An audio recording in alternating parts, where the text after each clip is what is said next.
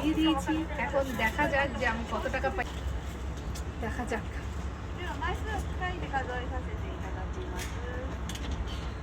তো এখানে দেখা যাবে যে আমি কত টাকা মানে বেঁধেছে, আমি কত টাকা পাবো।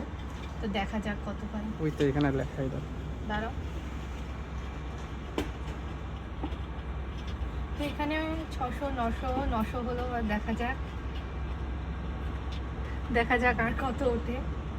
স্টপ হয়ে গেছে, মানে আমি মাত্র 900 টাকা, মানে 9000 টাকার টিকিট কেটে 900 টাকা মাত্র পেলাম। কি হলো? তাই মাছ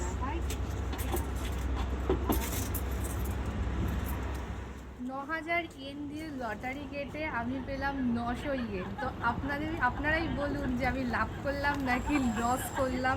বুঝতে পারছেন? এই দেখুন, এতগুলো 9000 ইয়েন দিয়ে আমি কেটেছি আর 900 ইয়েন আমার বেঁধেছে। তো আপনাদের কাছে এই প্রশ্ন রইল যে ভারতের মানিতে, মানে ইন্ডিয়ান মানিতে এই 900 ইয়েন কত হয়। আপনারা কমেন্ট করে জানাবেন, আর আমি লাভ করলাম নাকি লস করলাম সেটাও কিন্তু কমেন্টে জানাবেন। চলুন, টাটা।